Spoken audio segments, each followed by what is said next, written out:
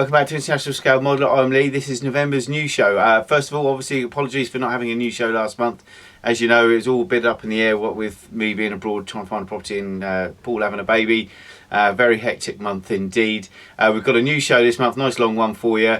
The next month's new show, the December new show, may be a week late because I'm really having problems getting broadband fitted in time in Spain. You know their attitude, mañana. So hopefully we'll be okay, but Paul and I have done loads of videos to try and compensate if we are a little bit late, so there's lots going on. There'll be lots uploaded in the next 2 or 3 weeks for you guys. Thanks for your patience on that one. I just want to say we hit a bit of a milestone in the middle of last month. We actually hit 1 million views for our channel, so I just want to say thank you very, very much to all of you for your support and all your great comments and everything as well. Much really is appreciated. So I think we'll go on to coming up for what's on the new show today. We have obviously the ISM forum updates for GB SiGs, the comps and prizes, winners and everything.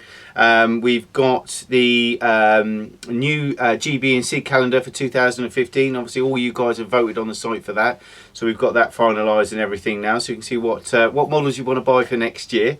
We've got mine and Paul's current build update. There's not going to be one of my build updates because I have done absolutely bugger all since the last time in the last 2 months. I think I've managed to paint the cockpit in a Meng 172 and that's kind of it. So we'll leave my one out. We'll just go straight to Paul's on that one. Reviews this month. We've got a book by Paul, which is Tigers and Normandy, which seems very, very nice indeed. Paul's also going to do a review on an Iwata cleaning kit, Airbrush cleaning kit, and I've got a review of the Iwata Neo TRN2 coming on to this month as well. And obviously reviews that upcoming reviews for November. We've got all these here should be reviewed and released over the coming 4 weeks or so. So let's go on with the show. Right, okay, first up in this month's show, we've got a review from Paul on a book called Tigers in Normandy. This one here. Now this is looks absolutely fantastic, very informative, and I know all you Tiger buffs are going to like this. So over to Paul and let's see what it looks like. Hi everyone, Paul International Scale Modeller. Got a book review for you today. Book review on the Tigers in Normandy by Wolfgang Schneider. I'm a big Tiger fan and I know a lot of modelers are as well. It's a massive genre alone in the armour world. People just love Tigers, along with myself and plenty of other guys out there. So when this book was sent to me for a review, I thought, wow, awesome. Had a look through and it's absolutely fantastic. It's an absolutely amazing book. Hardback book, 370 odd pages. If you turn it on the side, as you see, it's a nice thick book, certainly heavy, hardback, and the pictures inside are just phenomenal. I sat here the other night for about an hour thumbing through it, just reading odd bits and bobs, having a look at the pictures, and absolutely blown away by it. This was sent to me by penandsword.co.uk. They're one of the largest military publishers in the UK, and they very kindly sent me this for review, so thanks very much for that, Hannah. The RRP on the book is £25 on their site. It's actually on offer at the minute at £20, and I have a discount code sent to me by them where you guys can get it for £15. So I will pop post a thread up on the forum with some pictures of the book, some pictures of inside the book, quick write-up, and I'll pop that discount code in there for you as well. So if you want to get the book for £15 plus posting, post about £4. Like I said, it's a heavy book, it's well over 1 kilo.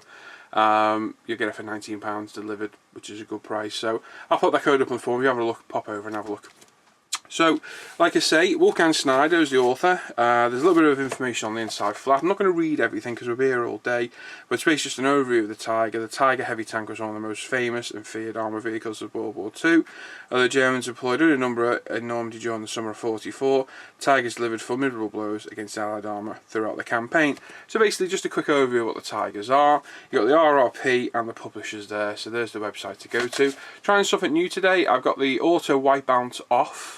And the brightness adjusted, so as you can see we're a bit bright there because we've got the black, but as soon as we turn over the page I'm hoping we'll come into, there we go, fruition. That's fantastic. So it's published, well, English translation in 2011. I believe the book was first published in 2005, I think, but first translated to English in 2011. So although the book's been around for a while, it's not been in English for that long. You've got your contents, you've got your foreword, there's 12 chapters. Okay, we've got the foreword, again just some information about the Tigers, etc. The movements of the Tiger Foundations to Normandy. So again, this just brings you in, quick list of all the Tiger battalions in Normandy from June 44. Sorry, from 7th of June 44 to the 6th of July 1944. So it gives you the battalions, where they were, etc, etc. So a bit of information there. On to your first pictures. We've got a KT there, King Tiger. Plenty of pictures. So you got transport. So there's the Tiger 1 on the train being delivered. Crew on board, stowing stuff, etc. And like I say, the pictures, the amount of pictures is just phenomenal in the book, and they are absolutely stunning. I mean, very, very clear pictures. What I'll do, I'll zoom into that one. This is one of my favourite ones in the whole book. We get the zoom right. Is this one. Absolutely crystal clear photograph. Obviously black and white, but awesome sight, the Tiger tank. The crew there, and that is one of my favourite pictures in the whole book. There's a firework, not even bonfire out yet, and they're already off. Great. Like I say, the pictures throughout the book, there are hundreds and hundreds of them, and as a reference alone, they are absolutely superb. There's close-ups of the Zimmerit, road wheels, everything, and some really interesting pictures the whole way through, covering different battalions, commanders, etc. All the different operations went through in the contents, which I'm not going to digress on because it's quite boring. At the end of the day, the best thing I can do is give you an overview of the book and show you some of the pictures. So basically that runs through the movements of the Tiger formations in Normandy. So you've got arrival, etc. Then on to Villers-Bocage with an overview of a map with the unit locations, where they were off, what they were doing, etc. I'm no expert on Tigers. Cohen's the man for this.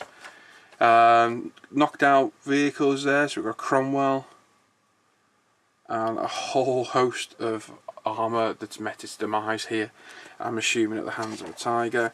You got then and now pictures, so there's a in the past picture as it is now, and the same roads leading up and through, and this shows you the actual progression of this battle, I presume, all the way through.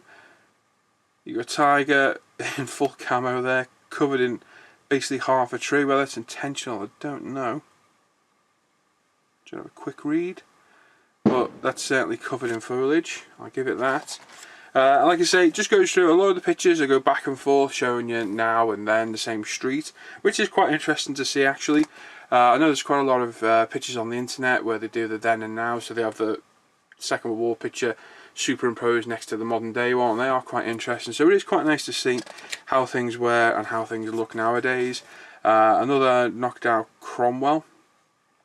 So yeah, you got a then and now again, and like I say, the whole book as a picture reference alone, it's worth its money, but there's a lot of interesting stuff to read through, and those pictures are absolutely superb as well. Very, very, they really do tell a story. That is one battered Tiger. That certainly met its demise there. And again, onto Villers-Bocage again, more and more pictures, as I say, as a picture reference. Stunning, absolutely brilliant. Quite hard for me to talk about because other than looking at the pictures, there's a lot more I can do. But as you can see, there's wow, there's a Tiger tank after an air attack, which is absolutely well and truly pummeled and destroyed. Its turret's completely missing. The lower hull's actually in fairly good condition considering, but it's certainly been put out of action.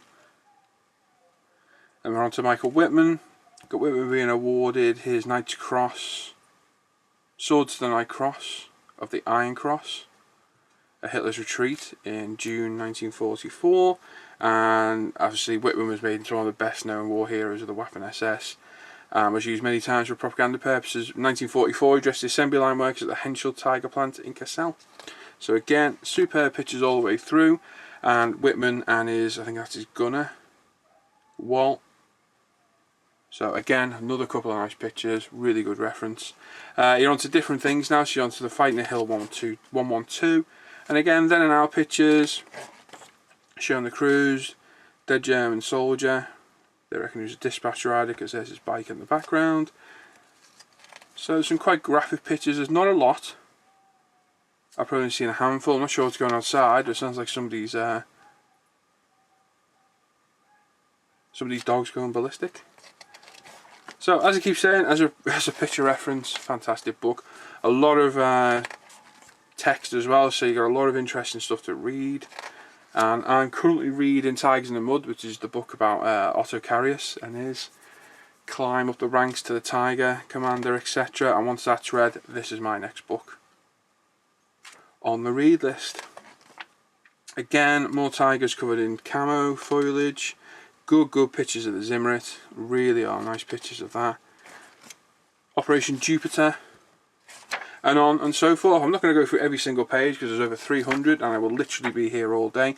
But as you see, the book contains maps, plenty of explanation of the German countermeasures, more maps, plenty more pictures of destroyed armour, staff cars, etc. So there's certainly plenty of references. There's a Sherman there with a Tiger, I'm not sure what's going on there. Operation Goodwood. But like I say, looking forward to reading this. It looks a very interesting book. And as I said, as a reference book, fantastic as well. Go right through to the back. Start getting into King Tigers, I think. We do. So we're off the Tiger 1. I'm going backwards, I know. But yeah, we're going from the Tiger 1 to the King Tiger. And there's some great pictures of the King Tiger there. Really are stunning pictures. Whether these are common pictures, I don't know. Cohen's the man will know if these are hard to find pictures or not. But again, a great picture of the Zimmerit there. Great mud reference, tracks, etc. Towing shackles. This thing's been, what's happened to this one? Tiger 124 was knocked into a roadside ditch during a fighter bomber attack and remained on its side. Remnants of its tank were found by the French amateur historian Bruno Renault in 2001. That's pretty cool. So it was obviously left in the ditch, either removed and part of it left behind, or somebody found the part in 2001. King Tiger, I love the King Tiger. Not as much as the Tiger 1, but I do like the King Tiger. And again, plenty of pictures all the way through. Transporting, that's quite interesting. This is when the Royal Engineers got a hold of Tiger 104, driving it up onto the transport and taking her away. Fantastic, brilliant pictures. And again, the demise. Not sure what's happened there. There's no text for that, but I'm assuming the text on the previous pages tells a story. And again, the British standard move Tiger Treble 1, which was knocked out by several Shermans near Goincourt. So again, like I say, plenty of interesting pictures, loads of text. If you're a Tiger fan, this is a must-have book. I'm certainly going to enjoy reading this. Not the most interesting review, I will admit that books aren't the greatest thing to review, but it gives you an overview of the book, and I just think a look at the pictures makes you sound illiterate, but a look at the pictures is worth all day long. And onto the back of the Appendix 1, British Forces Orders Battle. So you got basically all the British battalions involved in each operation by the look of it, so it runs through. And then Order of Battle of Allied Division, Combat Formation, so it must be everybody, every division involved in these. You got Appendix 2, which is a composition of Tiger units. So you got Battalion 101, which is the 1st of May 1944, and this is showing you everything. So you got the Commander 007, which was Whitman's Tiger, through to all the tanks below them, Battalion 102, and Battalion 503. So bit more nice information there. All the individual tanks are listed. I'm not sure if it's going to tell you who was in which tank, but you could always research it yourself with the number. And then Tiger markings about the battalions. Onto Tiger availability and losses. So I'm trying to figure out Tigers on hand. So this tells you all the battalions and how many actual Tigers they had in their possession or were available. So again, a little bit of interesting information. And Operation Tigers, Battalion 101. I'm not sure what these graphs are showing. It's showing what's ready for action and what was actually in the inventory. So I'm assuming this is covering the build of them. I'm not 100% sure, the information's quite sparse on that bit, to be honest. And again, the losses. So this is quite interesting, I do like this bit. You've got 13th of the 6th, 1944. Location, Village Bocage, Tiger number 112, and the reason of its loss, which was a Firefly. He got obviously onto Tiger 132, knocked out, anti-tank gun, Sherman, Firefly. So that's quite interesting. So you can see the tank number. So if you're on a specific tank, you can see what happened to it. On and on through two different. So you're going to have the three different battalions: 101, 102, and 503. And it's going to show you how each tank was disabled. Some were mechanically disabled, just abandoned, and it's quite an interesting part of the book, to be honest. Onto the back of the book, and that's it. A bit more information, which is leading on from the front. Yeah, leading on from the front cover, front flap. And again, just gives you an overview of the Tiger books. That's whiting out a little bit for you, isn't it? But there you go, there it is. Also, a little bit of information on the author. Wolfgang Schneider, Colonel in the modern German army. He's been researching armour history for more than 2 decades. His previous books include Tigers in Combat 1 and 2 and Panzer Tactics. I've got Tigers in Combat 1, that's a fantastic book as well. Need to add 2 to the collection at some point, and I certainly will. On the back cover, a few nice pictures again. Nice glossy pics, a couple of Tiger 1s, a couple of KTs, a Porsche, a Henschel, and the crews going about the business. That's a nice picture as well. So like I say, if you're a Tiger fan, go and have a look at pen-and-sword.co.uk. There's a few books on there, especially Panzers, not necessarily Tigers, but there's all sorts on there, aircraft. Have a look, and like I say, if anyone wants this particular book, I'll put a little post up on the forum in the review section under the book, Tigers in Normandy, and I'll put the code in there. So if anybody fancies the book at a discounted rate, use that code, go to Pen and Sword, put it in and go buy the book. So there you go. Hope that wasn't too boring. Like I said, the book reviews aren't the most interesting, but I thought it was a good book, and if you're a Tiger fan, you're going to absolutely love it. So there we go. So thanks for watching, guys. Paul from ISM. I'll catch you guys next time, and I'll see you on the forums. Thanks for that, Paul. As you can see, a very good looking book. I think I've got one coming on the way as well on Paul's recommend, so thanks for that, mate. Right, we're going to go on to the ISM GBs and SiGs. So obviously we've got the new calendars and everything sorted, so I'll go through those at the end. I just want to run through the SiGs that are going through at the moment. We've got one that started this month on the 17th, which is the 6 military wheels or more SiGs, quite self-explanatory. That runs to the 9th of January. Basically, any military vehicle with 6 road wheels or more can be entered. Now, this is one of those SiGs that I really want to enter. I've got a trumpeter BTR that I wanted to put in for it, but obviously, what with everything going on, timing is not good.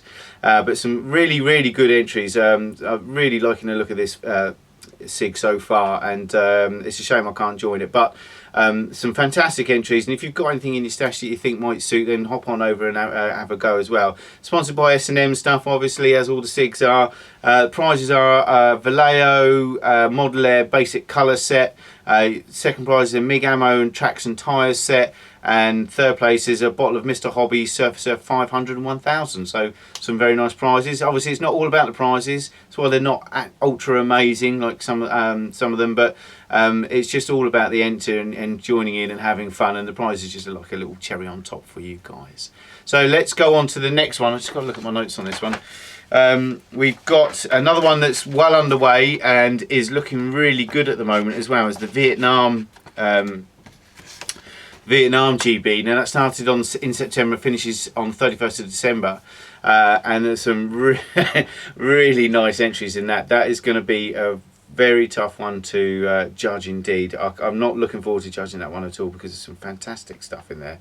And again, I've entered with the Meng one, and I think its timing's going to be off. When we were moving, I was moving a lot of this around because the other half of the shed I've kind of packed up already. Unfortunately, my sister knocked one of the legs off of the wheel wells that I'd got on a cocktail stick for the Meng, and of course, can't build a model now unless I have wheels up, and I really don't want to do wheels up on it. So I've got to try and get hold of Meng, get them to send me one to Spain, which I'm sure won't be very quick at all. So hopefully I'll get that in time, but if not, then I won't. So we'll see how that one goes. But obviously that's anything from Vietnam theatre. We've been saying about 1964-65 onwards. We know that it started a lot before that, but main conflict was those sort of years is when it started. Again, sponsored by Models Are Go to sponsor all our GBs. Big thanks to them. Prizes are the Italeri C130H Hercules Hercules, the Academy M113A1, the Vietnam version, and the Tal'Eri Pierced decking set. So all very nice prizes indeed. Again, just a cherry on top. We've got the Shalford Doom long-term GB going on still as well. That started in August. That goes on until the 31st of December as well. And that's basically any Shalf Queens or Shalford Doom, Tubs of Doom as far as I'm concerned. Any model you've started and you've lost interest in and you want to get finished, ideal SIG for that, and it's going to be our last long-term GB as well. So if you've got any Shalf Queens or anything on the Shalford Doom, then do enter, get them finished. It's a nice way to wrap it up, and the winners will get a prize at the end, sponsored by Ultimate Modern Products. We'll do loads of little prizes and everything for that. So I think that is it. Obviously we've had a finish, the World War I Centenary SIG, which you've seen a reveal show for there. So that was great, excellent entries into that, and some great finishes as well. So well done guys for the winners on that. Oh, excuse me. So what we're going to do now is go on to the 2015 GB and SIG announcements. So I've got the new calendars here. By the time the new show goes out, they should be up. Obviously the old calendar there, don't need that anymore. We now have the new one. Unfortunately my colour's gone on my printer as well, so but there'll be one right here for you to have a look at. And obviously you can download this from our website on PDF format or JPEG or however you want to do it. A lot of guys on the site print it off and put it on their wall like I do, just to let me know what's coming up and going on. But I'll quickly run through everything with you, and we've got all the things and everything here. So we've got from the 1st of January to the 31st of March, our first SIG will be the Modern Armour SIG. And basically that's going to be anything really Modern Armour from any AFE from 1975 plus. So great scope there, some really nice, I've got tons I could enter that. And really next year, because I'm going to have a lot of extra time, I'm really going to knuckle down, and I am going to finish at least 4 models next year, I promise. We've also got, starting on the 1st of January as well, we've got the first GB, which is the Rising Sun, which I think most of you know. It's obviously just anything Japanese from any period right up until modern day. So really open GB for the first one, and anything Japanese from Japan you can enter. So lots and lots in there. I've actually got this. You know, that's kind of Japanese, I think. I know. Right, so that goes until the 30th of April, so that's 4 months, as all the GBs will be. So it's 3 GBs, 4 SIGs a year. You've then got, the 1st of April, we've got the ISM Eggplane SIG. That was a great success last year. It's going to be bigger again this year. I know loads of people have already bought their Eggplanes for this. Now, there's our sponsors for that, Retro Kit, who gave some cracking prizes last time. They've actually got a Facebook set called the Eggplane Masters on Facebook. And if you go onto there, you can find eggplanes from all over the world. But there's some really good ones you can get from Japan that you can't get in England, and aircraft carriers and all sorts of things. Really, really good. So I suggest you check that out and go and have a look if you really want to enter on that one. But we'll do that nearer the time. You've then got 1st of April to the 30th of June is the SIG in the Navy SIG, and that is any naval aircraft from any period basically. So again, a nice SIG. And it gives a chance, a nice weathered, beaten up aircraft if you want to do them like that, because most of those naval birds were, apparently. We've then got the Homeland GB, which is the 1st of May to the 31st of August. Now the Homeland GB, we're going to be quite strict on this, because we want to know the only way you can enter is if you've got your country of origin or where you live in your profile, so it shows up on the website as well, so we know where you're coming from. But that's basically going to be something from your own country. Now we are going to set a time period for this. It's not going to be completely open-ended. I think because a lot of countries weren't around up until the end of the Cold War, because obviously they're all amalgamated into Russia and everything, USSR. So what we're going to do, we're probably going to do it from just before the end of the Cold War up to modern day, and that way pretty much all the countries that are around at the moment will be able to make an entry. But basically you've got to build something from your own country that's been in service. So that's a really nice one. So don't forget, all you guys voted for these as well. So we've got then from the 1st of July to the 30th of September, we've got the I Spy SIG. Now I really like this one. That's basically any scout or recce vehicles or aircraft. So it's a nice open SIG, that one, and you can build armour or you know, any of the scout armours or any of the aircraft, the spy planes and things like that. So that's a really nice one. I'm looking forward to that myself. You've then got 1st of September to the 31st of December, you've got the New Age Desert Rats GB. And again, that's any vehicle, AFE or aircraft used in modern desert conflict, Iraq, Afghanistan, anything like that. So a nice modern GB, which you can have AFEs, vehicles or aircraft at all. It's been used in one of those modern conflicts that are going on at the moment. Then with the last SIG of the year will be Heil the Hunters, and that's from the 1st of October to the 31st of December, and that is basically any German hunter AFV from World War II, so like all the Jag Panther, the Jag, well, what I'm building as well, you know, you've got the Jag Tiger, all that sort of stuff, Jag, sorry, Paul, Jag Tiger, Jag Panther. So any of those, so some really cracking looking GBs coming up. Now there will be some member SiGs as well throughout the year. I know for the first one we've got Cohen's in honour of Cohen SiG, which goes for, I think it's the 1st of January till April, and obviously that's a Tiger 1 SiG, and then I think Hendrik and Sebastian are thinking of holding another World War II armour SiG a little bit later on in the year as well. Obviously we'll incorporate those two, really great members, all of those guys, so we'll incorporate those into the calendar, and if you guys let me know the exact dates, then we'll pop them up on the site and everything so everyone is aware of that as well. But some really good SiGs and GBs coming up for next year, really looking forward to it again. Obviously all these are all your guys' suggestions and everything, and you've all voted for these, so well done. I'm really looking forward to it. But right now, so I'll get rid of that as well. So right now we're going to go on to a review from Paul on the Iwata cleaning kit. Hi everyone, Paul ISM, another review for you today. We've got Iwata's brand new airbrush cleaning kit. I saw this a couple of weeks back. I actually saw the new tools that were released, which was the magnifying nozzle inspection tool and the new needle nozzle tool for the Iwata airbrushes. They worked out about £15 for the both of them. You can get this whole set for £20, so I thought this would make a better review, so I got this. As always, all my airbrushing kit comes from Martin at air-craft.net. Superb service, really cannot beat Martin's service, and his knowledge of airbrushes and everything is absolutely second to none. So if you need anything, go over to see Martin and tell him ISM sent you.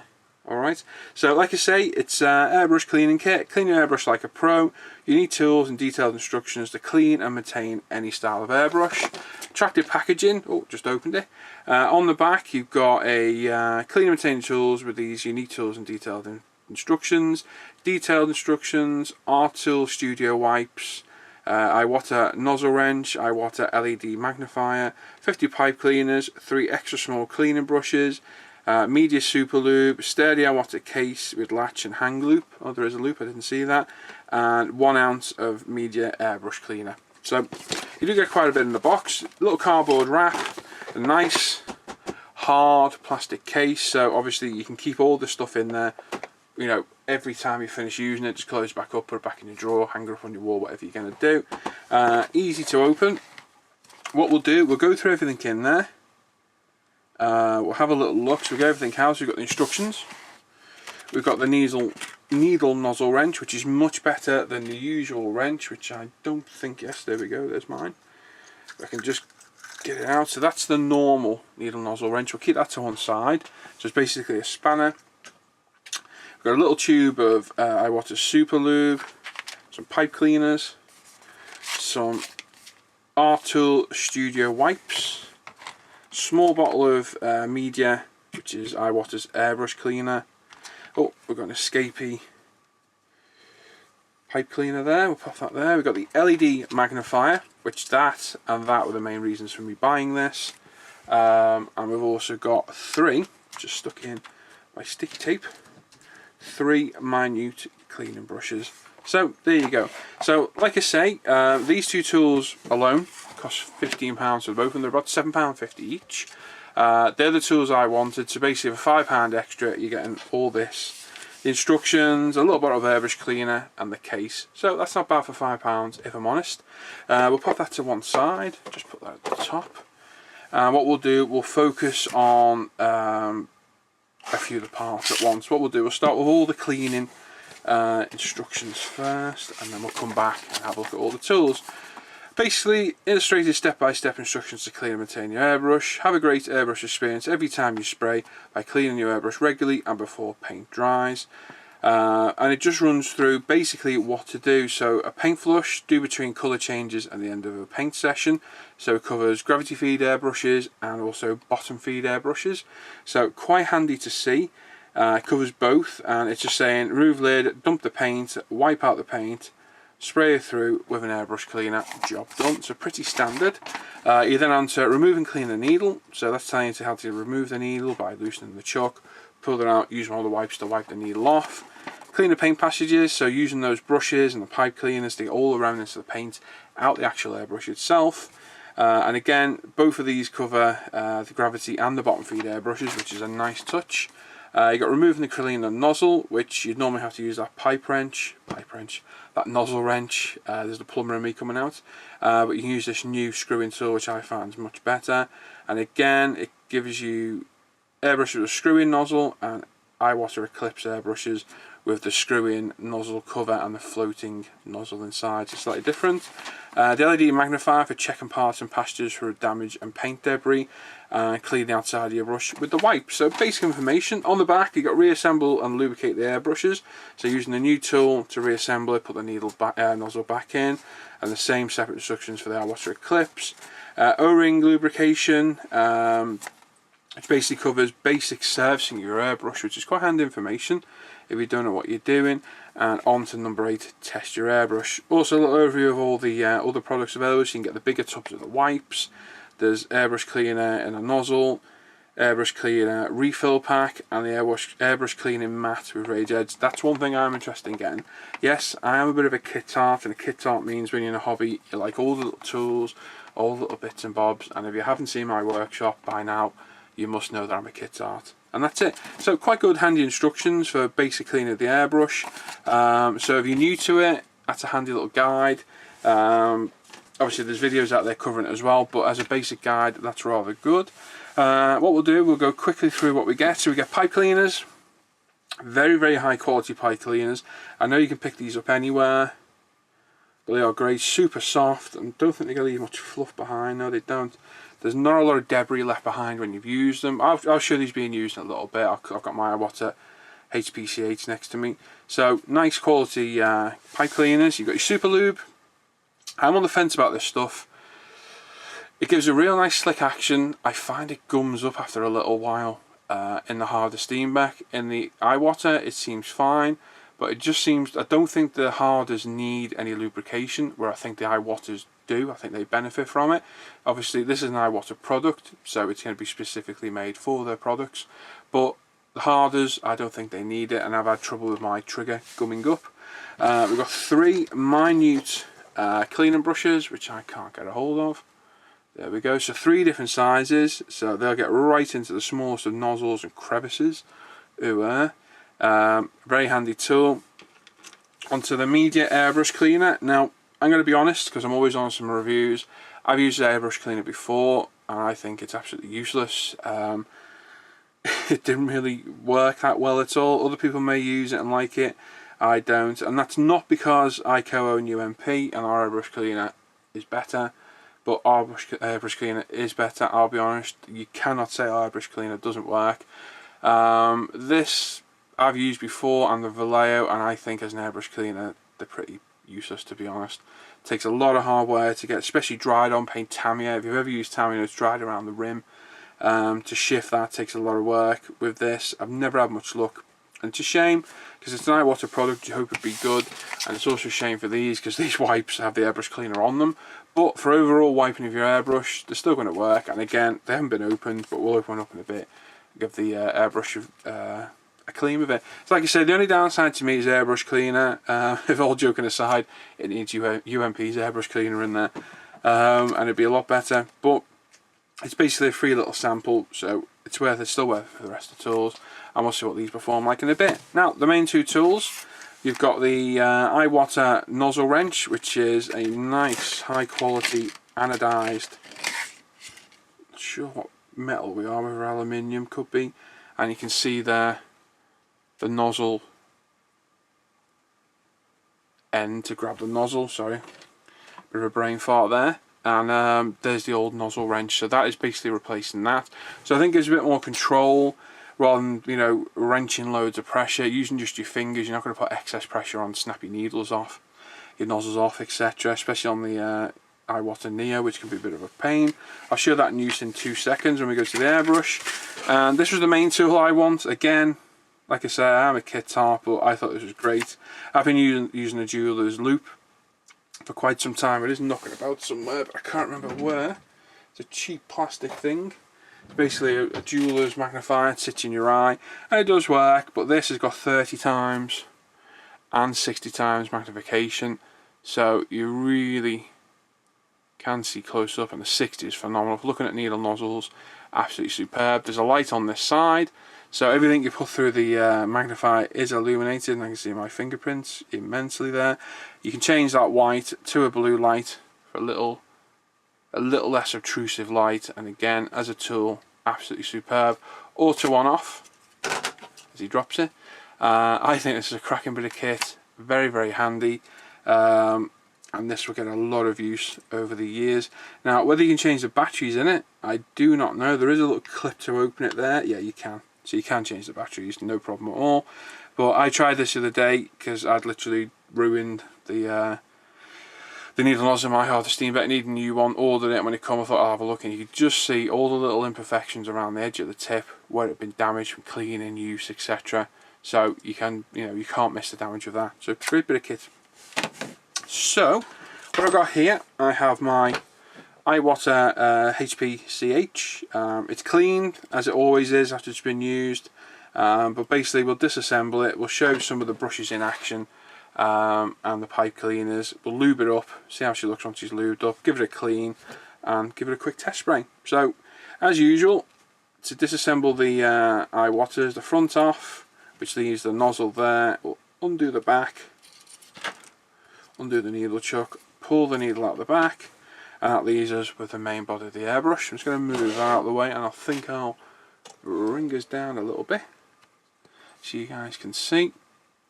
So the new needle tool, rather than having the spanner like this, which fits on, can be quite precarious on the nozzle, you've got a lot of leverage there that you can do a lot of damage with. So it's, this is the tool that the Iwatas have been calling out for quite some time. So you literally pop it on, a little bit of finger pressure, off she comes. Now the Iwata needle nozzles are rather fiddly, but there she is. So nice and simple to remove, and also really simple to pop back in. So there's the main air channels and paint channels free of any debris.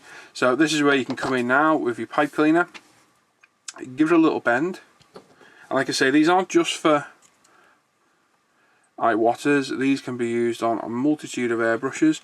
So you can get that right in the colour cup, give it a little push around, good clean, get it all through, pop it out. Obviously you want some airbrush cleaner in there, this stuff, which smells just like absolutely nothing, if I'm honest with you. So you pop a little bit of that in. That's why it smells of nothing, because it's not open. It's got a bung in there. Dope. Still smells of absolutely nothing.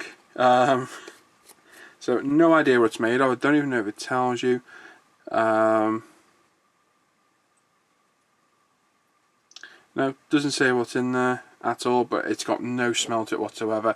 And personally, if it's got no smell, it isn't going to be the greatest cleaner. So a little bit of cleaner in there. Like I said, I normally use UMP, but you can get it in there, get all the paint channel cleaned out, pull it out. Once you've done that, grab one of your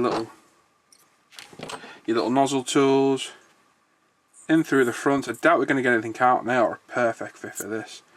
Absolutely perfect. Like I say, it's cleaned, as my airbrushes always are, but you can see that is a nice tight fit in there. So that's going to make sure work of cleaning that up. Obviously you don't be sticking it up the air channel. We have got a little bit of muck out there actually.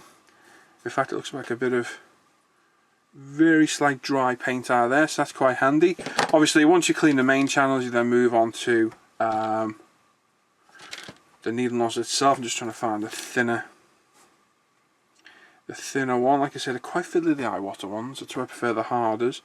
But again, pop that in there.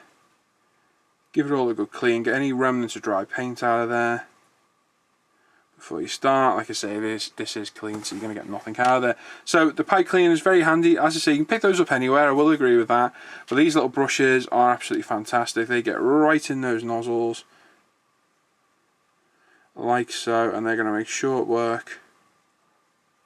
Get any dry paint or anything that's accumulated in there over time out of there. So once you cleaned it, you start putting it back together. So get the needle nozzle on finger tight.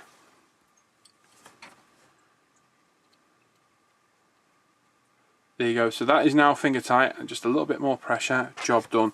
Whereas with that wrench, that spanner, it is easy to put too much pressure on. They don't need to be tight. They're not watertight, or they need to be airtight, but it's not pressurized there. It's quite simple to do. So next up, we'll get the needle nozzle back in.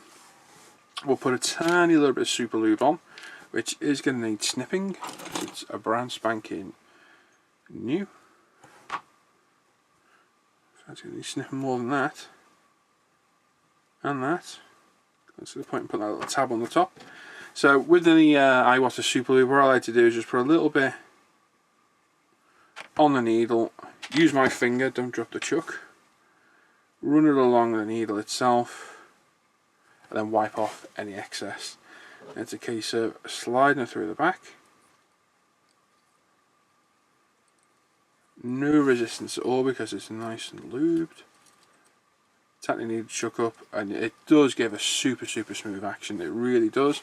Found the back of the airbrush, which I've placed there. Pop that on. What we'll do, we'll give the air stem a little lube up as well, as long as we can shift it and get her off. Oh my god, that's tight. We won't be doing that today. Jesus. I don't think I've ever actually taken that off, to be honest. But as you can see, the needle nozzle, the needle itself, super slick.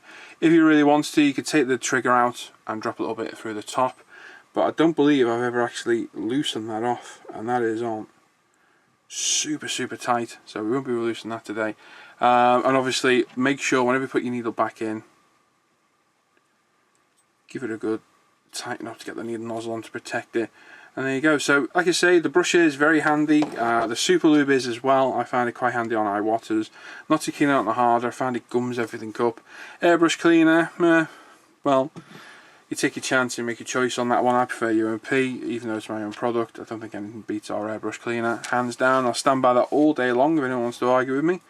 You cannot say airbrush cleaner doesn't work. Pipe cleaner is very handy, and like I say, you've got the magnifying tool, which that is absolutely superb, and the nozzle tool, and that is a fantastic tool as well. Very handy. The wipes, I haven't actually opened these. Now they do have a little bit of a smell. They smell a little bit detergenty. That makes sense. Quite large. They feel very foamy, as you can see there. So they've obviously got cleaner, as you can see they foam up. Not sure if I like that or not, but at least you know they're going to clean well. Around the whole airbrush, into all the nooks and crannies, and what you can do, come back with a bit of tissue, dry it all off. Actually, I'll be honest, the wipes aren't too bad at all.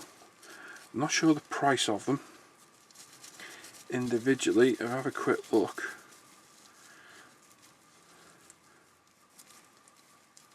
in a bit we can have a look, but I can't imagine these being cheap. But they do clean really well, to be fair. Doesn't smell like the airbrush cleaner, it smells like there's something else on there. It's not smelly, but that does make short work. It was already a clean airbrush, but that works really well. Let's grab a little bit of tissue to dry it off. And that thing is still moist enough. You get 2 or 3 airbrushes out of that probably before it dried up. It is starting to dry up in the heat. These studio lights are quite hot. Just give it a quick dry off. I'm actually quite surprised by those. I was quite dismissive of those when I first saw them, but they actually seem to work rather well. Like I say, it's supposed to have the airbrush cleaner on. I actually think there's something different in that, because that doesn't smell like the airbrush cleaner at all. Certainly works well, because that airbrush is absolutely gleaming. So well impressed by that. It's quite good. Yeah, the wipes are quite good, to be fair. I might have a look at getting some more of those, because they're not too bad. Good for an overall clean up. Give it a good go over, get all the excess cleaner off. Obviously if you're chrome or nickel plated, you're fairly safe anyway. But there you go, one clean spotless airbrush. If I just grab my air supply, get any remnants out of there. There's my compressor now. So as you can see, that airbrush is absolutely gleaming, so those wipes are rather good. 10 times better than the airbrush cleaner. And I'll certainly be having a look at getting some more of those. Rather impressed. So there you go. So like I say, for £20 you get the box with my airbrush. You get the box, you get the pipe cleaners, you get your 3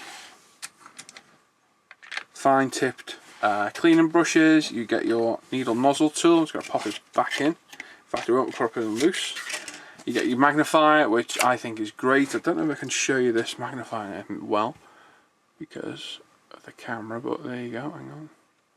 So there's the nozzle, the wrench end.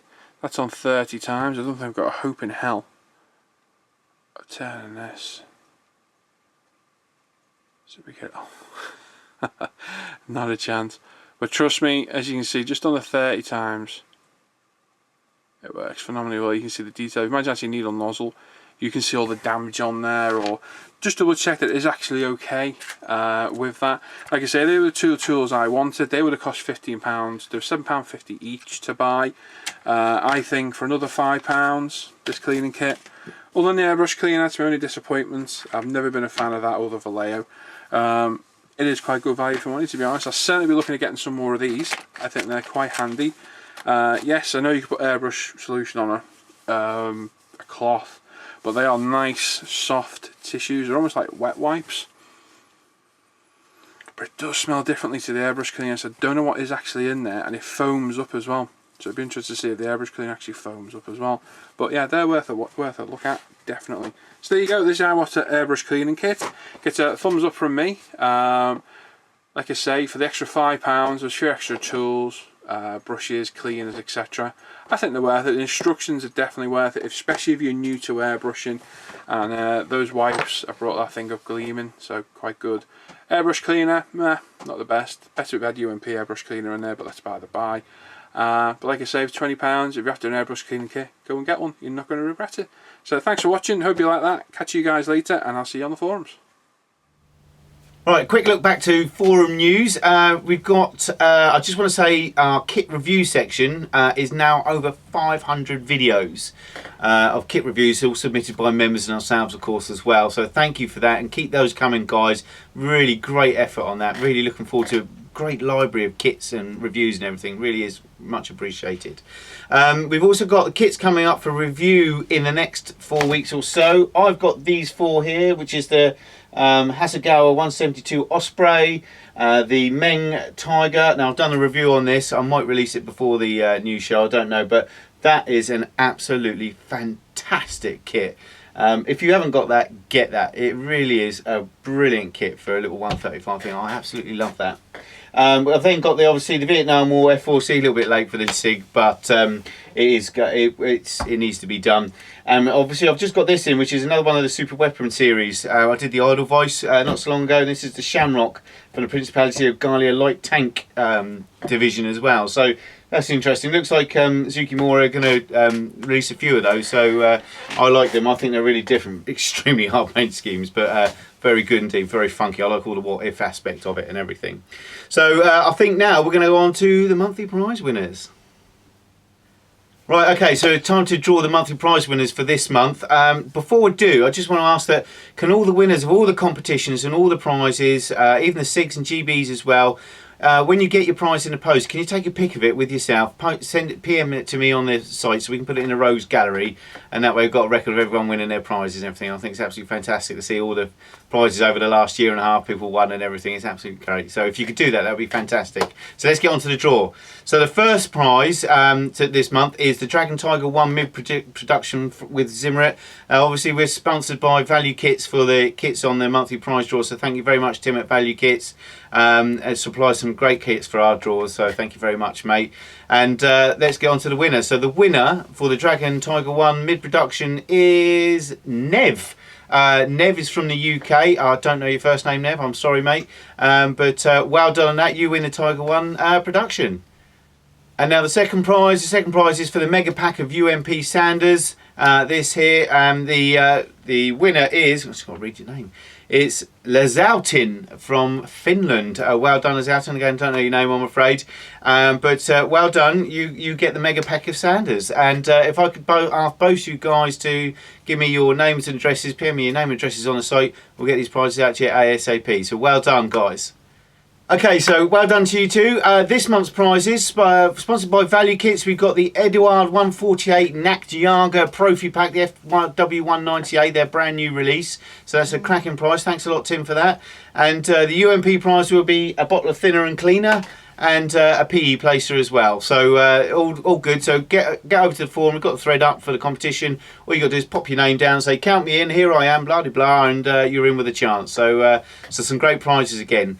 Now I'm going to go and do, we're going to go over to now and do a review of the Iwata Neo TRN2 trigger airbrush, which I've got recently. I haven't even used it yet, so it's brand new in the box. So we're going to go over and have a look at a review of that.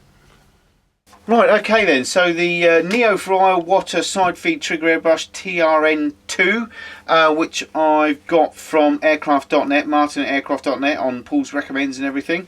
Now I've got this, as I said before, I've got this as mainly for a clear coat spray, which I've got some clear coats there for you to show you, but you can also do a big, I figure it would be good for a good primer gun as well, because it's got a 0.5 needle, not a 0.45 that I said on the intro. It's going to cover really well and really quickly, so you can get your priming done really quickly. So I do like the idea of that, especially on the larger models. That's going to be very handy indeed. So it's going to be quite a versatile brush, even though it's got a big needle size and everyone goes that's too big. It's good, it fits a purpose, and that's what I've got it for. So what we'll do, let's have a look inside the box. It's very well presented, and inside obviously we've got the usual this hard foam stuff that all the airbrushes tend to come in these days. So let's pop everything out for you. And so you can see lots of little odds and sods and attachments, as you can see. I think the instructions are in, must be under there. Yep, there they go. Okay, so let's get this out of the way and pop that over there. Okay, so we'll quickly go through the instructions. It's not a big sheet. It's just a quick start guide. I think the rest of the stuff you can get from iwata-neo.com for all further in-depth and tips and info. So that's where you need to go. This website here. But basically it's just telling you how to begin, attach your, obviously to the airbrush to the air hose. I've got one of these quick release valves ready to go on as well. I should do that in a minute. You then go on to the paint part. It says, obviously it's not the gravity feed version, there is a gravity feed version, but it's a different system at the tip apparently than this. This is a much easier tip thing. You've got the side feed info, obviously put a cup on, put it in. You've then got this big bottle, 30ml bottle as well. It comes with 3 nozzles, which we'll go into, 3 cups in them, which we'll go into in a minute. On the rear then you've got start airbrushing, and it says here how you pull halfway for air, then the rest for air and paint. Unlike a normal trigger brush, this is the Neo for Iwata here, which is their budget one. You would normally push down for air, pull back for paint, okay, which is a dual action, okay. So this is still a dual action, except for you just pull a certain way on the trigger for air and then all the way for air and paint, and you can still dictate how much paint goes down. It is a dual action still. So right, and then you've got it says about here you've got a preset knob on the back, which is good for locking off your sprays. If you want a certain amount of spray pattern, then you can lock it off and you know you can't go further over it. I've got to say I've got it on all my airbrushes apart from the Neo, and I use it when, especially when I'm doing very fine lines like pre-shading and stuff like that. And then it says a quick thing about there. It says about to clean your airbrush, flush it out with the appropriate cleaner. Beep, beep, beep. You've replaced that word with ultimate, obviously, which is much better than anything else on the market. And that's the instructions. So very basic and simple. So let's have a look at the airbrush itself. So this is the TRN2, and it comes with a 15 milliliter side feed, a 7 milliliter cup, and you've got this little attachment here, as you can see, with this ball inside here. Now this is for the 30 milliliter cup, and this just fits in, so it's like a pressure friction cup. Okay, and that's it. So, you know, it's good for if you're doing a lot of painting. I can't envisage, although saying that, I've just bought a 116 Hobby Boss T3485, and that thing is enormous. It's like, you know, half a meter. So this is actually going to be ideal for that. So bonus, a win-win already. So that goes in there. It sits in there quite nice and tight as well. So you're not going to, it's not going to fall out. As you can see, I'm pulling that quite hard. So that's quite handy for big paint jobs. Obviously, if you're not a modeler and you're watching this and you use your airbrush for something else, then that's a great point there. So we've got that little system. Now also, looking at this, I think you could use this just for a small amount of paint. If you've got a little job to do, you could just pop this on there and pop a bit of paint in there rather than having to put one of your side cups on and clean all that out. So that's quite a handy little tool. That can be used several ways. Right, so then you've also got this 15 ml cup here, and what I like about it, all the cups come with lids. Okay, so that's very nice indeed. Sometimes you've got to buy these as extras. All the cups inside are very well polished, as you can see, very clean, crisp. So I don't know if it's plated, how long it will last, but that's another big one that, again, for intermediate jobs between the other size pot as well, a 30 ml pot. You've then got a 7 ml, which is slightly bigger than a normal 5 ml that you get. Again, very nicely molded, milled and everything inside. And as you can see, they've all got these little seals around here as well, and they all come with cups, which is very nice indeed. So we'll pop those over there for the time being. Obviously, we get this little spanner as well, which we'll show you what the use is for that in a moment. So the airbrush itself, as you can see, is it's very nice. Now, it sits in the hand really nicely, as you can see there. Okay, it actually sits in the hand really nicely. And when you've got the side cup on, the side cup will rest on your fingers. It's a lot like the cheap Chinese one I had. They are very comfortable to use, and I have to say that they do. They feel very comfortable in the hands, and they are easy to use air guns. That's for sure. So what we'll have a look at now, see, as you can see, so it's all very nice. Obviously it's better out of the pack, so it's very clean indeed. But what we're going to do is just going to take it apart for you so you can have a quick look at the internals. Now obviously, first of all, you've got the cap, which should just undo here. Okay, now what I'm going to do, I'm just going to undo the back as well. It's there. Okay, and I'm just going to pull the needle, undo that, pull the needle back because I don't want to dink the needle. I'll tell you what I'll do, I'll take that out. There you go. So as you can see here, that's a 0.5 needle. That's the largest needle I have in my collection for any of my guns. Okay, so we've got the normal release on the back. Then on the rear, you've got this thing which will stop the needle coming back so far, so you can lock it off at a certain spray pattern size for you. We've then got, we go to the front of the airbrush. We've then got, obviously we've taken off the cap. We've then got the nib housing, so that just comes off quite easy. When you do these up, you should only ever do them finger tight. Don't do them anymore because you'll end up threading all this stuff. And there you go. Okay, you've got the nozzle there. Now this isn't like the normal nozzle that you get from Iwata. They're usually a lot smaller than this. It's quite a large one. And the spanner as well is a lot larger than you normally get. As you can see, it's quite thick. So literally it's just a case of undoing that. Now always just undo it, then do the rest with your fingers. Okay, you don't want to bend or break anything, and your fingers are a lot softer than metal. But so this is what you need to know. It says in the instructions to take this out as little as possible, which is always good advice. But as airbrushes, you'll know that these needles or the nozzles always clog up, and they need a good clean at least once a month. So I would suggest that you invest in something like we've got this. This is a Harder and Steenbeck Rima, and as you can see, and that goes right to the tip of the needle, as you can see it popping out the end there. Okay, and that will clean your needle nicely. Now always remember not to press too hard, because you don't want to stretch the metal at the end of the nib, which you will do. Okay, so that comes off nice and easy, and as you can see, normal airbrush stuff inside. You can clean all that out with a small cotton Tamiya cotton bud and everything, and that just goes in back in again, nice and easy. Now you've also got another bolt here. If you want to a nut here, which if you get a lot of the Iwatas come with larger spanners as well, and then you can open that up completely and give it a good clean out all the way through, which a lot of airbrushes you can't do. So tighten that up, and literally you get it to where you can't move it anymore, and then just give it one little tiny little thing there, so you don't thread that. That's the last thing you want to do, is thread that.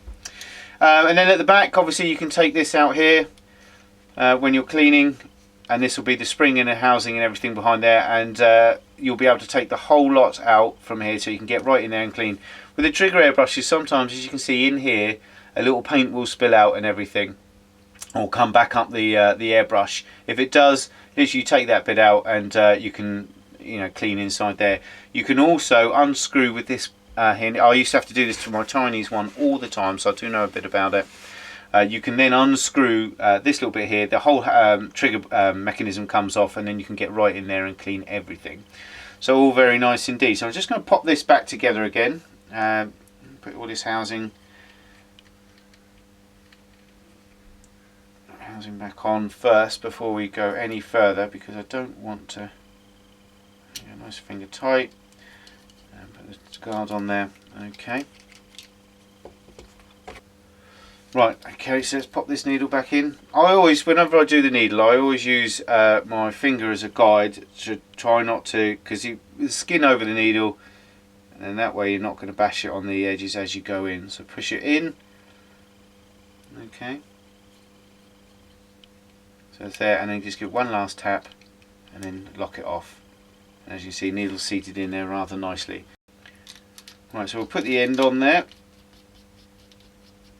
There we go. So everything's all nice and tight and everything. Now what I'll do with this pinch tip here, the lock off, is I'll put it all the way forward, and then as I keep hold of the trigger, and then I pull it back, okay, until the trigger doesn't move anymore, and you know you've hit your max point. Okay, so keep going,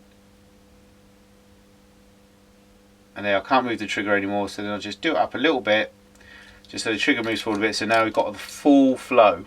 Okay, so we've got full range there completely. Okay, so now, as you can see, very easy to take apart and put together again. If you've never used an airbrush, the Neos are easy. They're not quite as easy as a Harder and Steenbeck's, because their needle system, their tip system is much better. But this is, I've got to say, I'm already impressed with the weight and the feel of this. It really does feel comfortable in the hand. So let's start putting one of these cups on. So as you can see, they've got the washers inside and everything, and that literally it is just pop on and screw on. Again, you get it to the point where it's tight, finger tight, and then just one little thing just to make sure it's tight. Now I always do these, as you can see, I've done it quite often, at a slight angle. You see that angle there? It's probably 45 degrees, well, about 35 degrees. Now I do that because when you paint, you don't paint with a needle straight up. You're usually painting like that down, and then that makes this vertical. Okay, so just stops it slopping out. I always put a cup on my brushes anyway, so I don't get any slop. But that's a good way. About 35 degrees there, as you can see, and we're all ready to go. So I'm just going to pop on the quick coupling. Okay, so we're all ready now, and we're going to pop on. There we go. Okay, now I've got on here.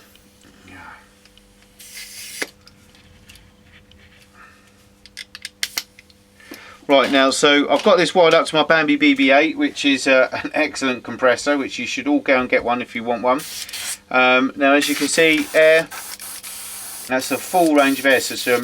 We've got 25 PSI kicking out of the thing at the moment, so 20, I think it's actually 22, which is what I spray at. So, as you see, it's a nice flow. Being a 0.5 tip, you're going to get a lot of air out of that as well. So what I want to do first of all is I just want to do a quick demonstration with you with a little bit of paint. Okay, now I'll tell you what I'll do before I do. I'll just show you this other cup that goes on the side before we do anything else, just to give you an idea of what we've got here.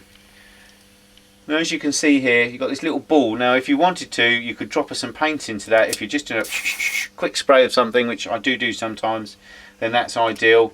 But other than that, you would fill this up, okay, and literally just pop it in there like so. And there you have a big 30mm airbrush, massive. Now I'm going to need that. I know I'm going to need that for when I do the T34 or Hobby Boss 116 T34 that I've got. So anyway, let's pop this back on. So this is probably the cup that you're going to use the most. Okay. Now I'm going to first of all do a bit of primer for you, just to give you an idea of the primer. Now we've got some AK primer here. Okay, just a little bit, because I think this will make a good primer gun. Okay, so I'm just gonna pop a little bit in there, as you can see. Okay, just a little bit in there, unthinned. Don't need to thin this AK primer. If you're gonna thin it, just put that 10% UMP. So let's see what we've got. So as you can see, you can get a nice wide spread. Look at the size of that pattern you can get, and that's not full either. That's full. Okay, and we're out already. See, that's how quick you're going to go through it with a big one. Okay, now I just want to try a couple of little lines. So if you're priming, that is going to cover your model extremely quickly. You are going to get through the paint, but if you want a quick job, then let's just see what sort of lines we can get with this. Now you've got a biting point on this. You can actually feel the biting point. Okay, so let's just pop you up a little bit further. You can actually feel it. See, that's just there, and then there's a little biting point, and then you can, as you can see. So you're not going to get, this is not an airbrush for ultra thin lines, as you can see. It's not going to, you can get them quite fine. Well, saying that, look at that. Let's just move that over for you so you can get a better look. But obviously this is the first time I've used this airbrush as well. So you can see, believe it or not, with a 0.5 tip, I mean that is still good enough for pre-shading on a 148 aircraft. It just takes a bit of getting used to the trigger, as you can see, but you can get some very fine lines. Look at that. So very nice indeed. Okay, so that is, you know, with a bit of thick, there you go, you can wham that down as well. So excellent. I'm just going to give this a quick clean out, obviously with a bit of Ultimate Thinners cleaner. So we spray that in there. Now you can't backwash these at all, okay, so you're going to have to spray it through. But nothing cleans like our stuff, so I'm just going to spray this through for you, clean this off. So what I do is I always spray that through like that, so it gets a lot of the thinner through, and then upend it, clean out the cup, pretty much a lot like Paul does. And because it's a side feed, you're going to have some left in this bottom, in this tube and this piping here. So it's getting that out. So as you can hear, that was squealing out. So there's nothing left in the cup whatsoever. But I just want to give it another little go with that, just to make sure. As you can see, we're pretty much gone. Now I always, after I use the cleaner, I always go in with a bit of thinner, because the cleaner will react with the paint, whereas the thinner won't. Okay, you don't want to get cleaner in your paint. And now she's nice and clean, as you can see. Okay, and not only that, the residue that's left in the pipe is now thinner and not cleaner. So that's absolutely perfect, as you can see. So let's just get every last drop out. So now we're going to look at doing a bit of paint. Obviously, I probably won't bother with the paint, because it's going to be exactly the same as the primer. So what we'll do is we'll have a look next at the clears, which is why I got this gun. But I just wanted to show there that this is absolutely perfect for putting down your base coats and everything like that. And I will use that on the larger models without a shadow of a doubt. Okay, so we're just going to pop that down there. Now the one drawback of having one quite so big is also the fact that Oh, we'll get a new piece of ring for you. Okay. The one drawback of having this side feed on here is I've got one of these little bench mounts, and it doesn't fit in there, and it doesn't fit in any of the normal airbrush holders at all. It will go in my pot, so if you've got a pot, it will fit in there, as you can see, but that is kind of the only thing that it will go into. I've got one of these little bench holders that this doesn't fit in any way, shape or form, so the only way you're going to get that in anything is in a pot holder. So anyway, so we're back up to this, so we're all nice and clean. Now I've got to decide which clear I'm going to do. Now I know that most people tend to use clear, Johnson's Clear. Now this is the new Johnson's Clear, and that is no different to the old Johnson Clear, apart from it smells much nicer when you spray it. Now I don't use this anymore, I'll have to say. This is my weapon of choice now. This is Alclad's Aqua Gloss, and this is absolutely fantastic stuff. It really is. But there is a caveat with it. You literally have to clean your airbrush the moment you stop spraying it. So you can't like do a coat, leave it in the cup, and then come back half an hour later and spray another cup. You have to spray it immediately and clean it immediately, because when it dries solid and it's like rock. It really is. So which is good for when it's on your model, but not so good when it's inside your airbrush. Okay, so what I'm going to do is I'm going to pop a bit of clear in there, because this is everyone's favourite choice by the looks of it. So obviously I've just given that a little swish around.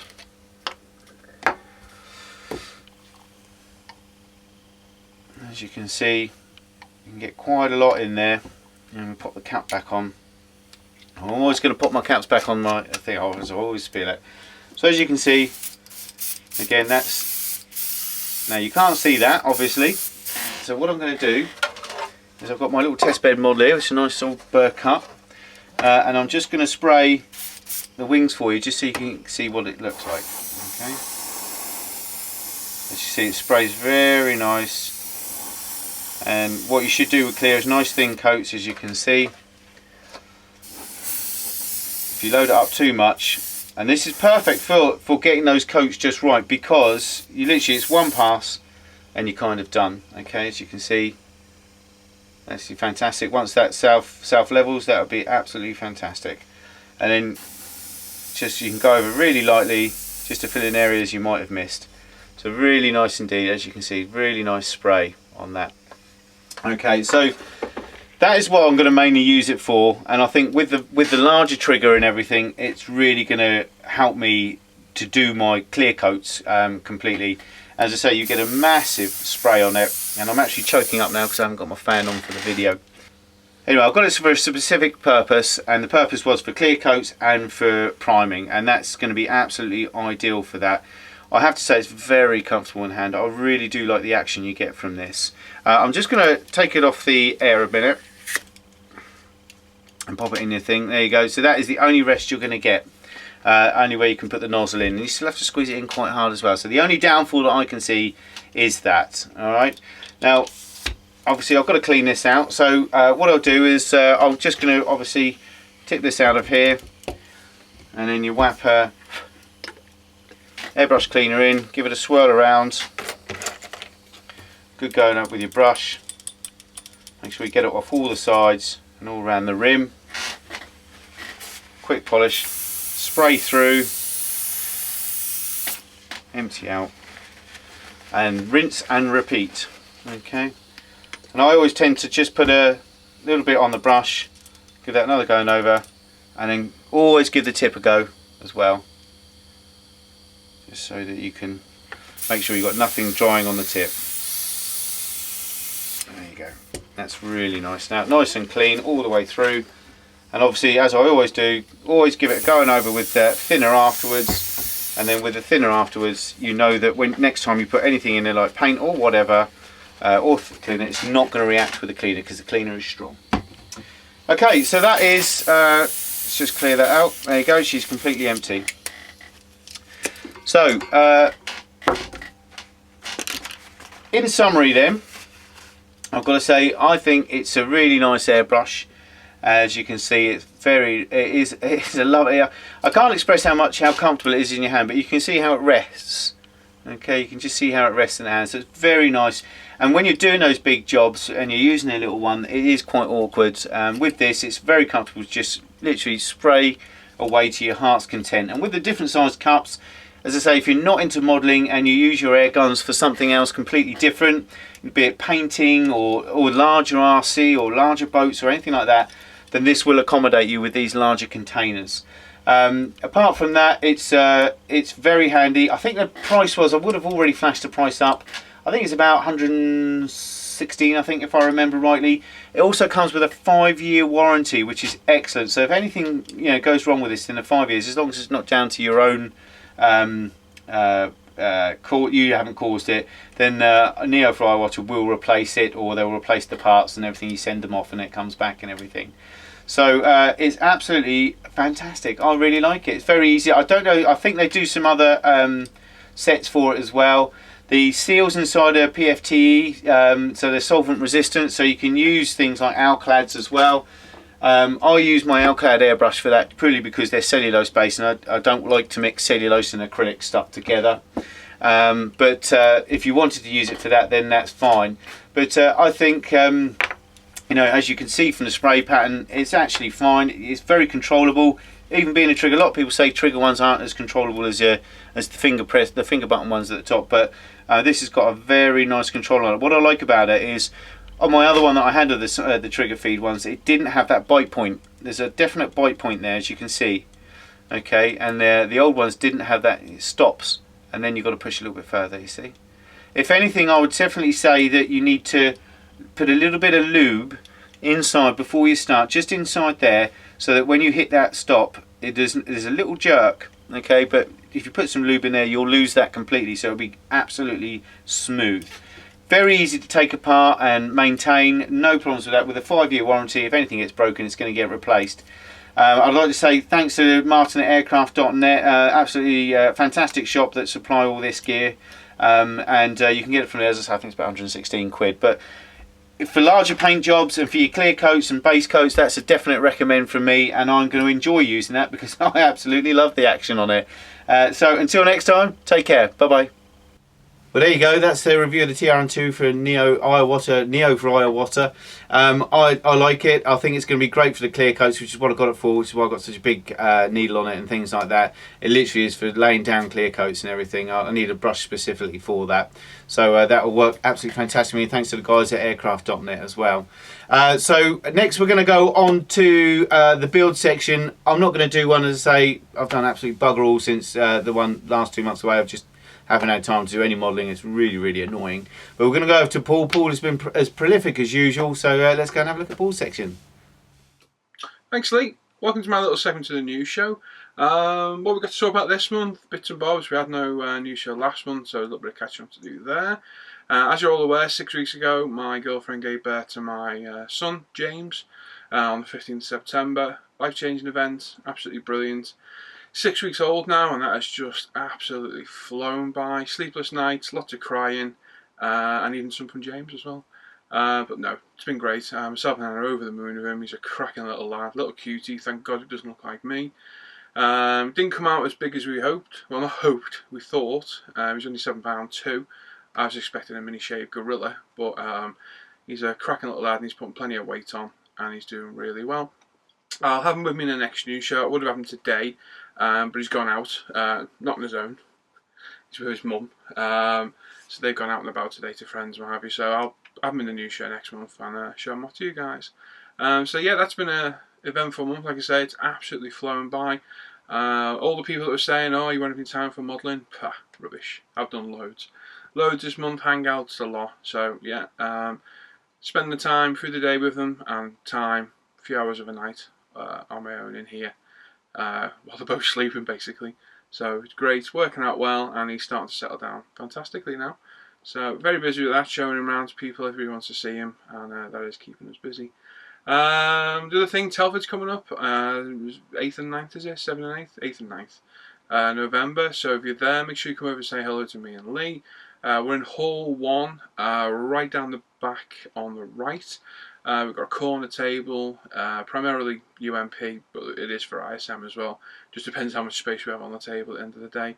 But certainly come over, say hello, and if you see us walking around, say hello as well. You can't miss me, and you're just looking for an orangutan and a gorilla walking around together, basically. Definitely come and say hello to us. I'd like to meet any of you that watch or know us, or speak to on the forum or Facebook. Definitely come say hello, and come and buy our products as well. We've got a few. The SIGs are started. The Vietnam SIG started. That was. Let me just look at my calendar. The 19th of September, and then 6-wheeled military vehicles and more starting the 17th of October. I'm in the Vietnam one. I've got my Dragonfly, which is just there. I'll show you in a little minute. We go to my builds. Enjoying that build. The 6-wheeled or more, it's something I haven't thought about entering. I haven't got a kit anywhere to enter it, but every time I see somebody's build, I think, oh, I want to enter that. So I may end up buying one. I don't know yet. We'll see. Reviews. This one's prized from Timber Value Kit. If I remember off the top of my head, is a Nagjäger. I think it's a Focke-Wulf 109 Profi Pack kit from Eduard. That'll probably get reviewed, and I will see where I pick up at Telford. Got my eye on a few special kits at the minute. I bought a couple as well. They're older kits, some of them are no longer in production, so whether you'd like to see a review on that, I don't know. But I'll figure out something to review through the month. Bound to buy something at Telford anyway. The other thing as well, the Hangouts. I know a lot of you watch them. A few you take part, and it's always great to see new people, and I've met some fantastic people from all over the world in those Hangouts. They are a fantastic laugh. They started off as a Friday night thing with Sebastian, Dutch modelling. Then I started doing the Saturday night, and then we both alternated during the Sunday. Then it alternated a couple of nights a week, and then it's gone to just give up and do one every single night. Because if we're in here modelling, and there's a group of us, you might as well be chatting away to a few people while you're doing it, because it's less boring, and it's a good laugh. A few Hangouts out there, they're quite formal, and there's nothing wrong with that at all, where one person's in charge and people asking questions, talking one at a time about their interest. Our Hangouts are different. I look at our Hangouts like you're almost down the pub with a group of friends, having a drink and a laugh, and the subject matter, the banter and the language is quite coarse and harsh, but like I say, they've got nothing to do with the ISM YouTube channel, Facebook page, forum. They are my channel, totally separate. The only distinguishing part of it is my name is Paul at ISM, because that's what my YouTube channel is called, and the only reason it's called that is so you guys know who I am when I comment on our videos. That's all. I did have a comment the other day about the swearing on there, and at the end of the day, my exact reply was, if you don't want to watch them, or you're offended by it, just don't watch them. It's as simple as that. I'm not going to change the way they run. I'm not going to police 10 grown men on how they act in a Hangout. It's up to us how we are. So if you don't like them, just unsub me and don't watch. That's not being nasty. It's just being straight to the point. The Hangouts are what they are. If you know me, you know what I'm like. I'm like this in real life. Yes, I am that horrible. No, I'm joking. I am like this in real life. I'm no different. And that's me on the Hangouts that you see. Like I say, the subject matter is quite coarse and close to the mark and over the mark quite a lot as well. But it's just, up to 10 blokes having a good laugh. And that's that. So if you ever want to join the Hangout, keep an eye out for the invites on, the links on the ISM Facebook page, or contact me on Google Plus or via Facebook, and I'll send you an invite. But don't join if you're easily offended, and don't watch if you are as well. That's all I'll say. So there we go. So that's basically my waffle for today. We'll head over to the workbench and we'll have a look at my current builds. Okay, so it's the bench, my current builds. I've got quite a bit done in the past 6 weeks. Well, 6 weeks to 2 months. Everyone said as soon as my son arrived that I won't be getting any modelling done, no time.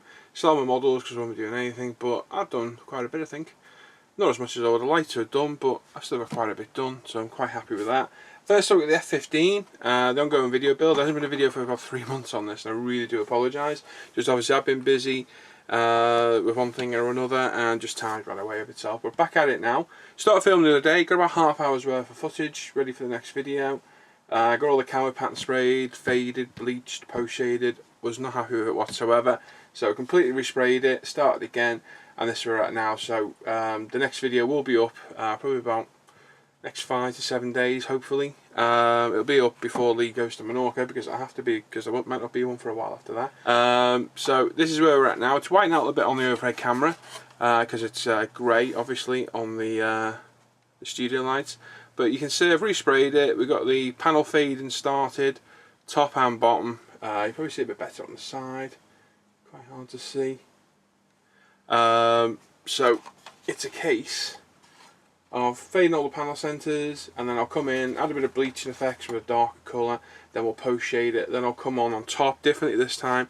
I'll put the camera pattern on after we've done the effects to the lower paint. I'm trying to get the top camera to catch it because it's such a light grey. You can see it in places.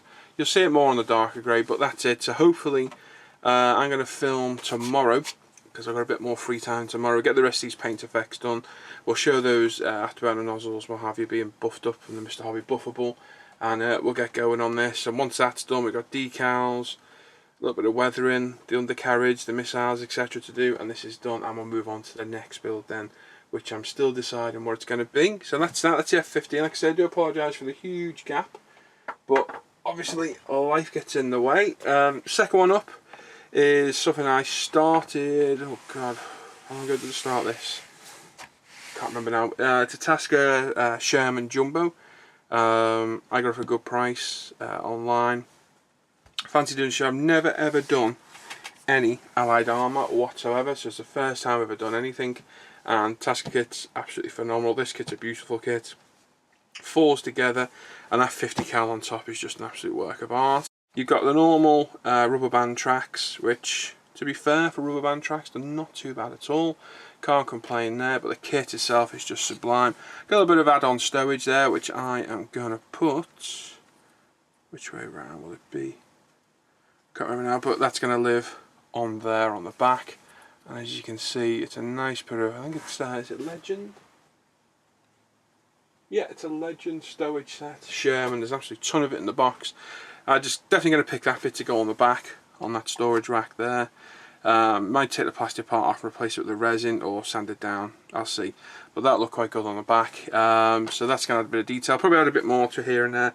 And I'm on the lookout for a crew figure, and I'll be looking for them at Telford. But there's the kit itself. It's a beautiful kit. Just primed it today. As you can see, I've got primer all over my hands. Primed in Vallejo black primer, but absolutely superb kit. Goes together like a dream. This 50 cal is just a work of art by itself. The barrel is, you just literally slide off the sprue, you don't have to cut it, nothing, and it's done. The 50 cal is just awesome. The hatches work. If I can open them without destroying everything. She's just had primer, so it's going to be a little bit stiffer than she has been. Like I say, the hatch is open, the driver and the front hatch is open. They actually come off, to be honest, so I've got to be careful. They're not hinged like the top one, but they open as well. So cracking detail.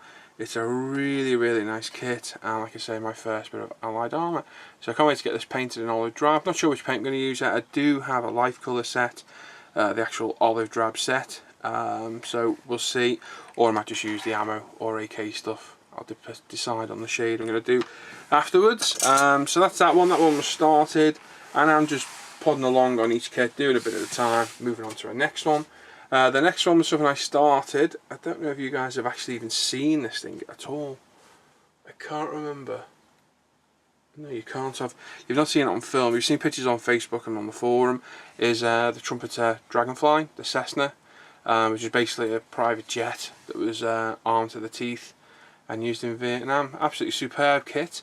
The white balance is a little off on my top camera today. I don't know why, but it is. But I hope you can see it properly anyway. Cracking kit, really enjoyed this. The camo work, absolutely brilliant, and obviously the white underneath, I've enjoyed painting this up. Need to just touch up that white a little bit on the sides to get the demarcation a bit stronger, and then come in for the same paint effects I'm doing on the F15. But it's a lovely little kit. It's gone together with no problem at all. It's an unusual looking plane. It's not ugly in, before you say that, because you called it ugly the other day. But it's definitely unusual, and there's quite a good ordnance layout for this, which are actually, I forgot, have a turn around, all here. So these are all made up ready to go. So you've got fuel tanks, missiles, rockets, bombs, etc. So it's got a fair old load out here. These need painting up still as well.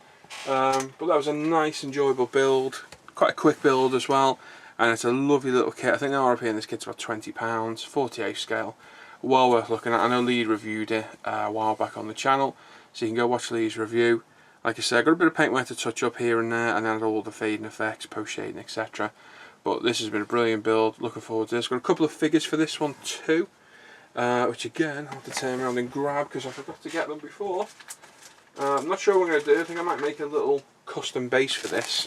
But I've got a pilot and a maintenance crew guy. This guy, I don't know if you can see him, there you go, he's awesome. He's got a cowboy hat on. Well, it's not a cowboy hat, but well, it is, I suppose. Hand on hips, absolutely fantastic figures. The detail in those is absolutely beautiful. And then I've got a pilot. I think I need to get another pilot to add to this, because they do two slightly different ones. There you go, that's where he is, by Aries. Details fantastic. Let's say there's two different ones, so I'll probably go and get the other one. I might just have a look at Telford, see what I can find. I may have a look for bases at Telford as well. These are going to look great. And they were cheap, I think they were £6 each. I can't remember now, they weren't expensive though. Obviously the IL2 Dio is still ongoing, still got the Dio base to do for that, that's behind. But the truck's all completed. I think you've seen that in the month before, the last news show. And something I did pick up again the other day was my Trumpeter Challenger. We started this as a buddy build back in, oh my god, was it March? It was May or March, I can't remember now. Myself, Cohen, Nigel Wells, a whole group of us started building them.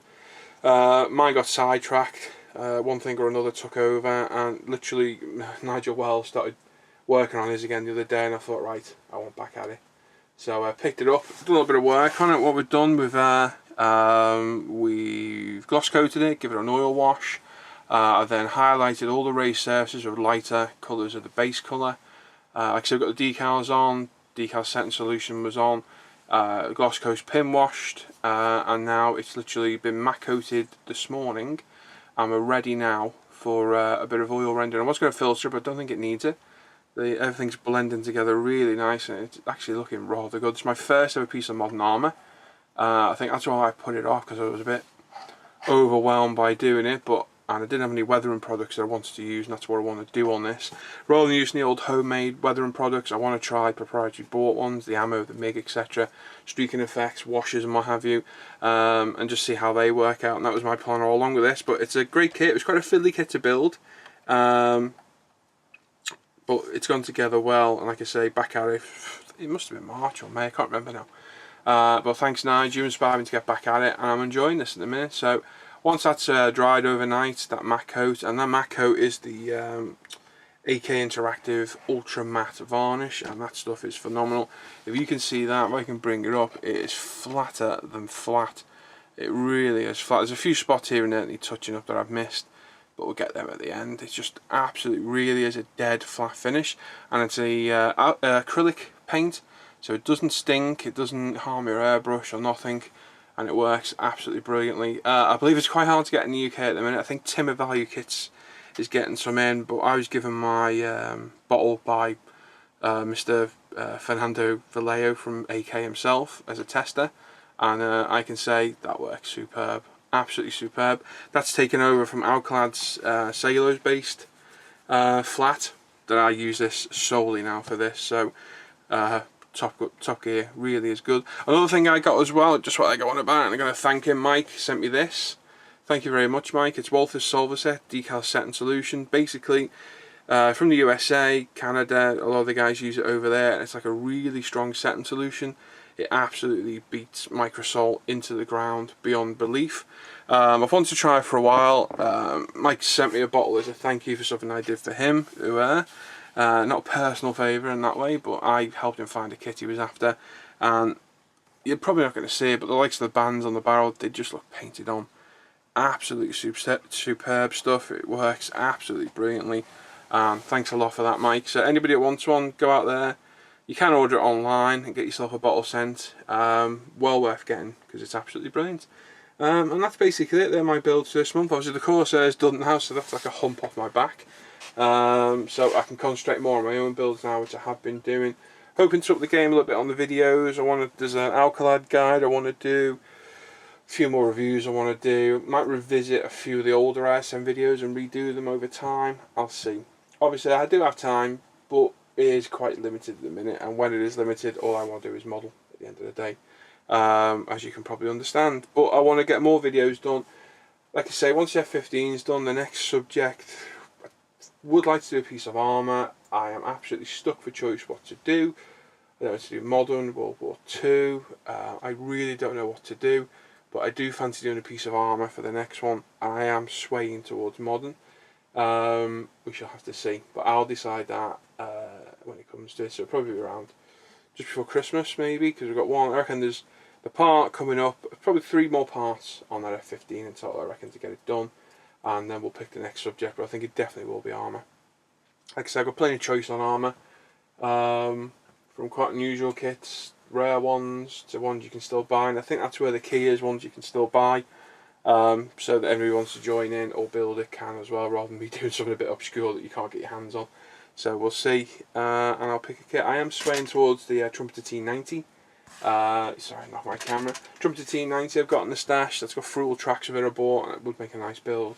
But we'll put that by ear and we'll see. So there we go, there's all my builds this month. Hopefully we'll be back next month. Lee will have internet by then, I hope, and we can get the next news show up, because he's buggering off to Menorca. Fingers crossed it'll be set up and we can get the news show for you again anyway. But like I say, stay tuned. Hopefully the next 5 to 7 days, the next F15 video up. It might even be up before the news show, depends how quick I can get it done. And I hope to keep these videos going. So like I say, sorry for the big gap, just one of those things. So thanks for watching. I'll give you back to Lee, Paul at ISM. I'll see you around and catch you on the forums. Well, there you go. Thank you, Paul. Paul's got some great stuff going on as per normal. I still don't know where he gets the time. It's just not fair. So now it just comes to the sponsor section. Before I do start, I just want to say I'm going to welcome back eModels into the fold. They've started. They want to start sponsoring us again with. We're going to do some competitions like either Spot the Difference or What Is It or something like that. Ones that we've had before in the past, and they're going to supply some nice kits for those as well. So welcome back to eModels. It's nice to have you back on board again. So a big thank you to our other sponsors. We've got Sean at S&M Stuff, who does all our SIGs. Thank you very much, mate. We've got John and Mandy at Models Our Go, who sponsor all our GBs. Thank you, guys. We've got Tim at Value Kits, who sponsors our monthly prizes. Thank you very much, mate. Obviously ourselves, UMP, and who sponsor whenever we can. So hopefully you enjoyed that. I hope you've enjoyed the new show. So there you go. Thank you to all our sponsors, and it just remains for me to say that fingers crossed that we get the broadband sorted in Spain for the next show. Obviously we won't be looking at this. I don't know what it's going to be. I might not even have time to put my racks up or anything before I do the videos. We shall see, but I can't knock too much about because I'm not allowed to put holes in the walls and everything out there. So we'll see what I can knock up. But hopefully you've enjoyed the show. Thank you for watching, and until next time, goodbye. Take care.